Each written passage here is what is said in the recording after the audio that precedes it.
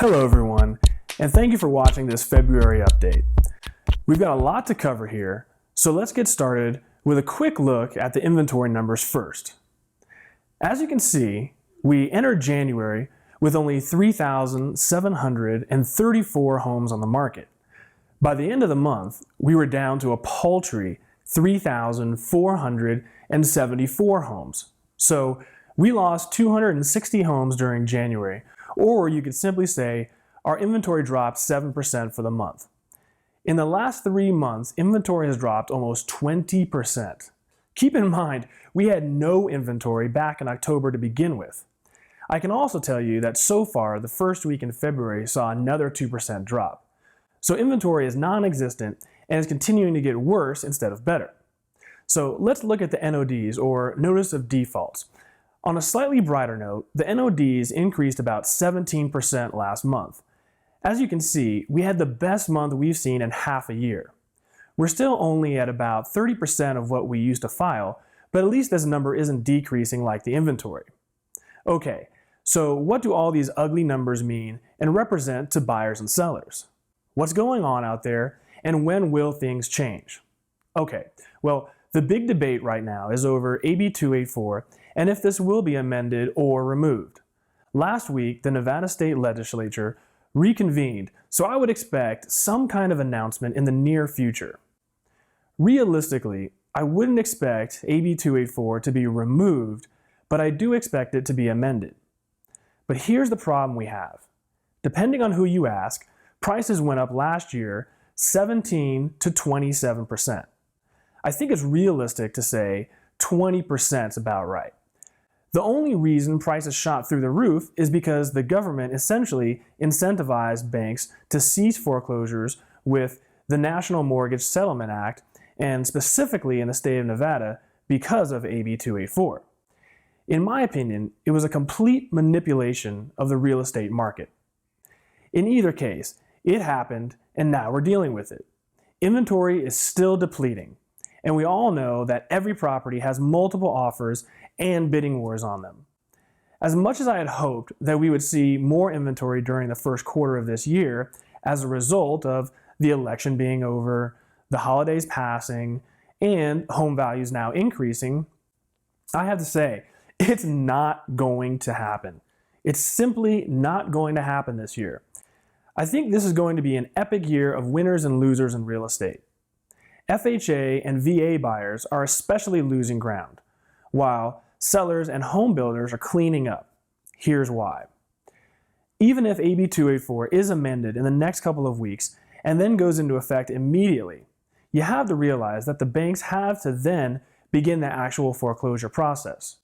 This will take most likely 6 months to occur. So that puts us in September.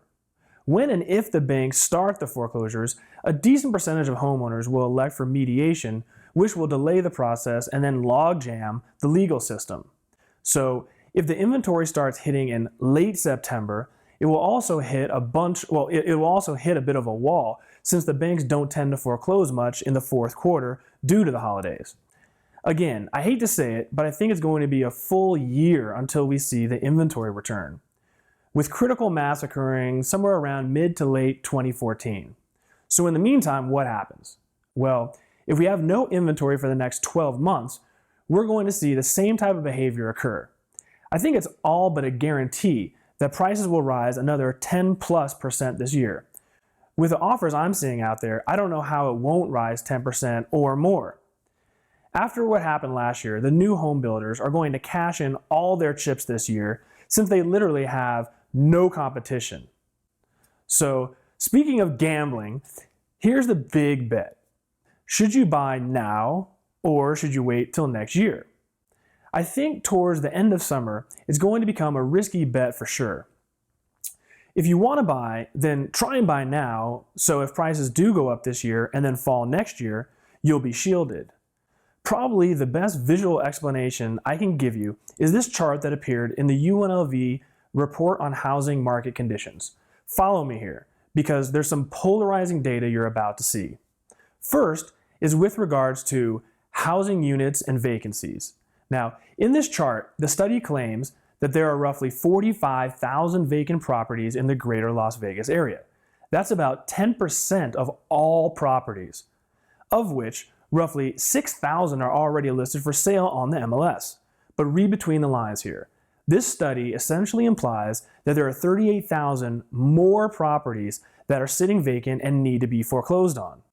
38,000 properties. That's 8% of all properties. Let's be honest. Everyone here in Vegas knows at least 5 people that haven't paid their mortgage and are living in their homes for free. So if 38,000 properties are sitting ducks, how many more occupied properties need to be foreclosed on too? So there you go. There's a massive amount of properties in the Las Vegas area that need to be dealt with eventually. Sooner or later, these homes will come to the market. I think it's a fair bet, based on this study, that we've got a solid 100,000 more homes to foreclose on here in Las Vegas. Now, last, with prices rising so fast, the question is, are we creating a bubble? Will prices plummet next year, or will it plummet the year after? Many people believe that we've created a bubble here. Well, the truth is that our prices had sunk so low that they were simply absurd. When you can't even build a property for its current value, something there is wrong. Well, this same UNLV study had a fantastic chart that outlined the growth in property values in Las Vegas. So let's take a look at this chart right now. It charts the median home value since 1987. From 87 to 2000, home values increased in a remarkably predictable linear fashion. Right around the year 2000, you see an abnormal spike. For those of you in the know, this is ironically the year after the repeal of the Glass-Steagall Act. But then in 2004, we all know what happened, followed by the crash in 2007.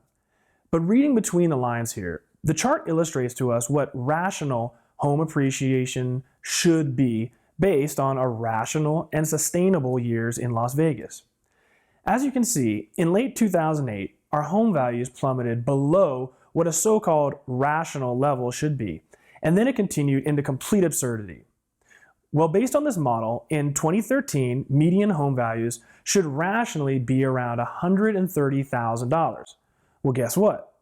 According to Hummel Smith's article from this week, the median home price last month was about $150,000 instead of $118,000 like it was last January. So if this model is realistic, we are overpriced by roughly 10% right now.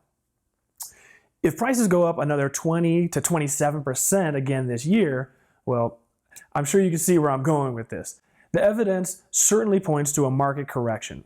So to conclude on a positive note, for those who are looking to sell this year, congratulations, because you just might be timing the market perfectly. If I were a betting man, I would cash out soon and hold on to my cash, because nothing stays the same forever, and this lunacy has to come to an end at some point. Now, have a great rest of the month, and keep an eye out for my AB 284 video once it potentially gets amended.